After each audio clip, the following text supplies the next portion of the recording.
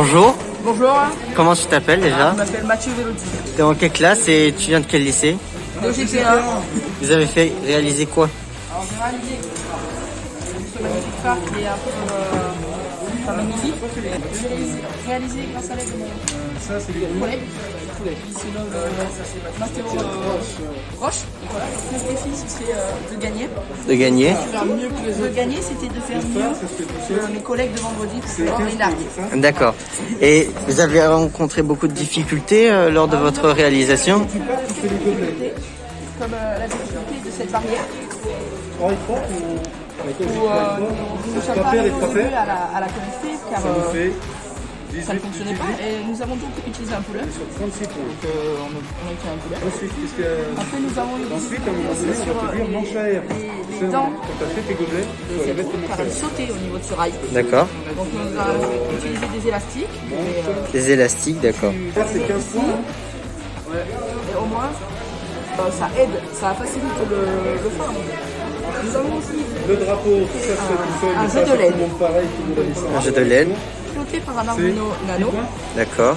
Alors dès qu'il va recevoir le signal par le câble jaune, il va faire tourner les LED grâce à un code très facile. Nous avons aussi rencontré un petit problème là-dessus, mais c'était plus par le stress et par le temps. Nous avons oublié de brancher le fil moins. Donc vous avez deux Arduino pour tout l'appareil, c'est ça? Exactement. Un Arduino Uno et un Arduino Nano. D'accord. Et vous avez participé au projet? Ouais, j'ai ramené les oui, alors il y a pas ce proposé, il m'a assez aidé, surtout au niveau des branchements et du lissage. D'accord. Bonjour. Ton nom et ton prénom? Puis savoir en quelle classe tu es, le nom de ton lycée? De GT5 au lycée des Catalans. Tu nous présenter ton robot ici présent? Ça c'est le robot piloté. Donc on le pilote grâce à cette carte. D'accord. Hélio pour la manette. Là on a une pince pour attraper 3 gobelets. Pour attraper 3 gobelets, d'accord. Là il faut d'arrêt d'urgence. Le beurre là. Donc là on a ça, c'est pour lever des manches à air qui sont là-bas. D'accord. Les moteurs, la carte. Et là, une barrière pour empêcher les gobelets que l'on va avaler par là, de sortir. D'accord. Et des élastiques, c'est pour améliorer l'adhérence des roues. Et aurais-tu, par exemple, rencontré des problèmes lors de la construction de ce robot? Là, l'engrenage des roues, il sautait des fois, donc il y avait moins d'adhérence. D'accord. Aussi, il y avait des pièces qui n'existaient pas, comme celle-là, qu'on a dû fabriquer avec une imprimante 3D. D'accord. Et celle-ci n'était pas assez rigide à la base, donc on a dû la renforcer Renforcé pour? pour que ça puisse rouler correctement. D'accord. Et vous êtes assez fier pour l'instant de votre... comment va fonctionner ce robot? Il marche tout seul ou tu dois le contrôler manuellement? Avec une manette de PS4. D'accord. Et voilà. Et donc tout va se jouer sur toi actuellement alors. D'accord. Allez. Ok. Et que penses-tu du résultat de gagner ou de perdre ou match nul? Je pense qu'on a des chances de gagner. D'accord.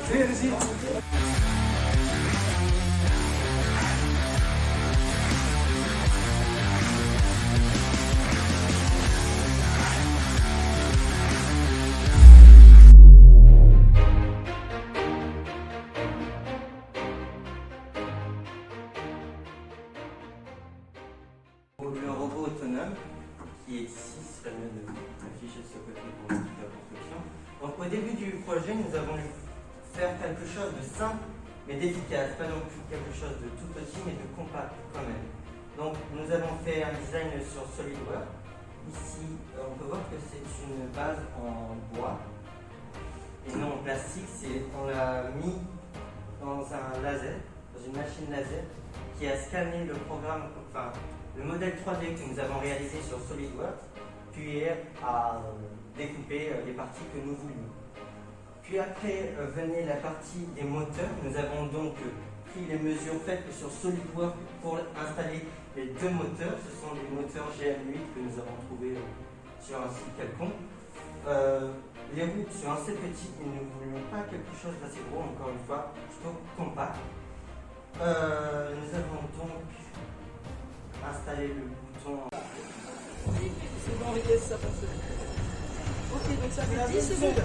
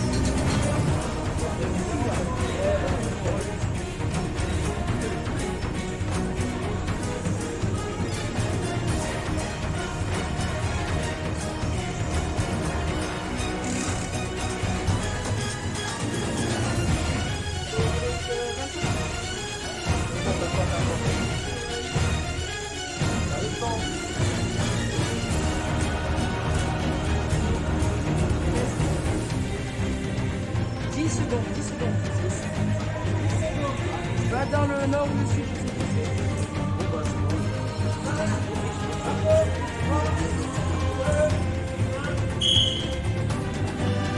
Il est en train de...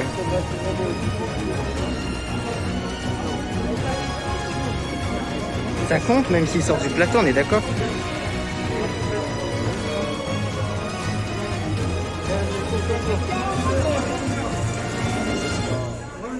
Ne stresse pas, t'inquiète.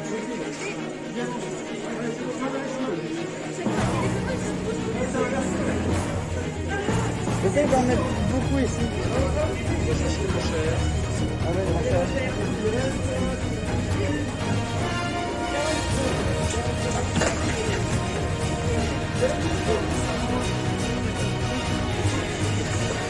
Essaye de chercher les problèmes.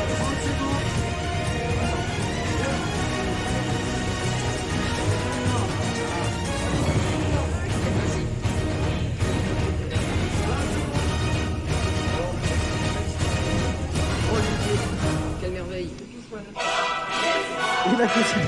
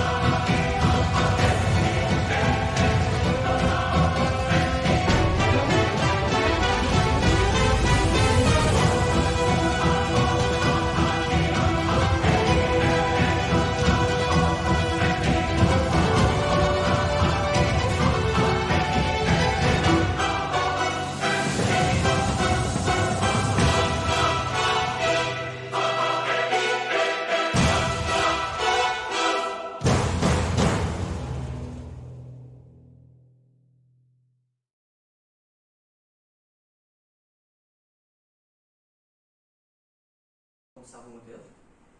On a eu aussi des problèmes de programmation pour programmer certaines parties du robot. Et aussi pour la pince. Là, on a eu des petits problèmes pour trouver le bon angle et on a réussi à le trouver en faisant des calculs. On passe du coup au phare.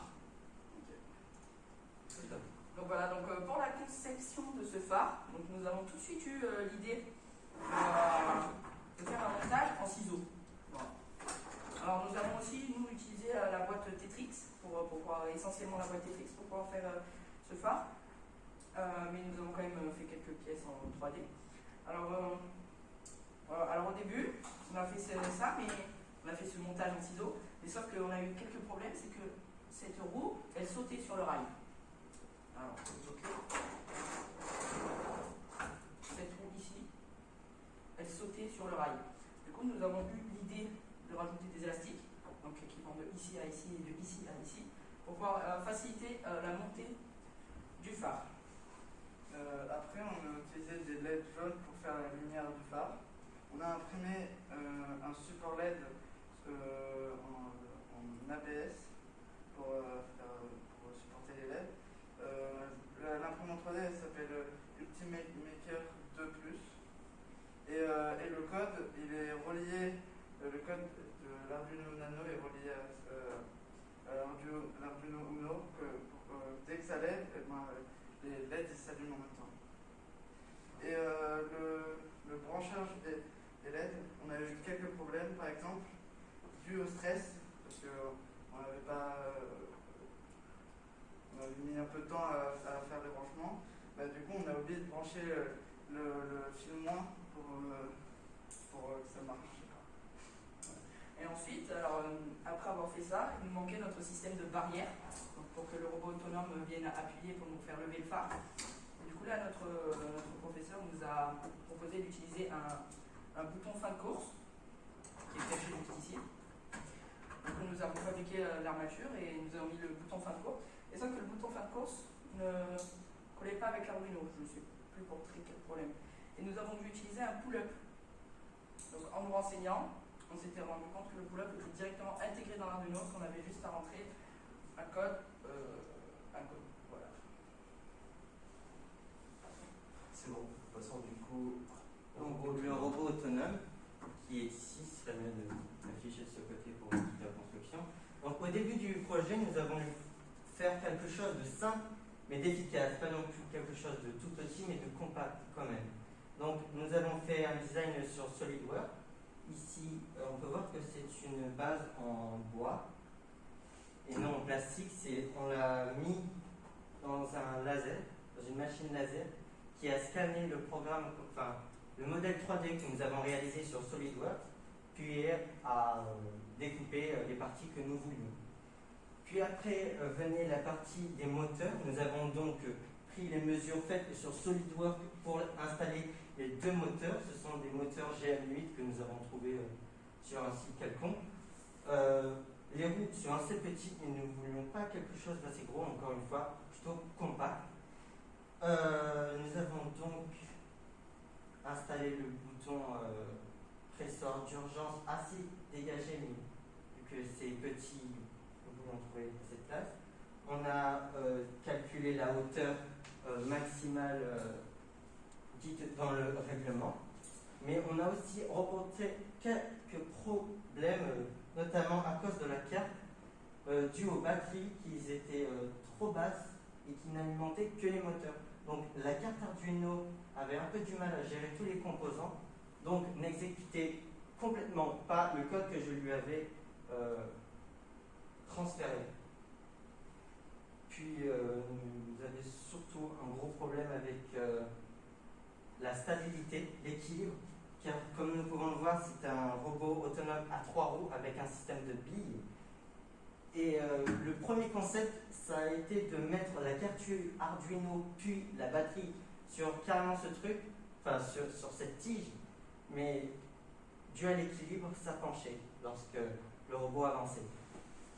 Nous avons donc installé un système de pull-up comme mes camarades, et ce fut la fin de notre robot autonome. Donc, merci de nous avoir écoutés et nous remercions aussi notre professeur qui est ici et du coup l'établissement pour nous avoir amenés ici et avoir commencé ce programme. Merci. Merci. Merci beaucoup. Donc ça fait 7 minutes 30, c'est bon? Oui. Ok.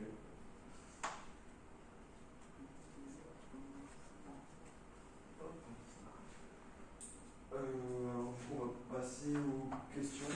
Oui. C'est bon pour le film? C'est bon pour le film? Mais quand on partira, je l'enlèverai, ou je l'enlève maintenant si vous voulez. Oui, si c'est possible. Comme ça, les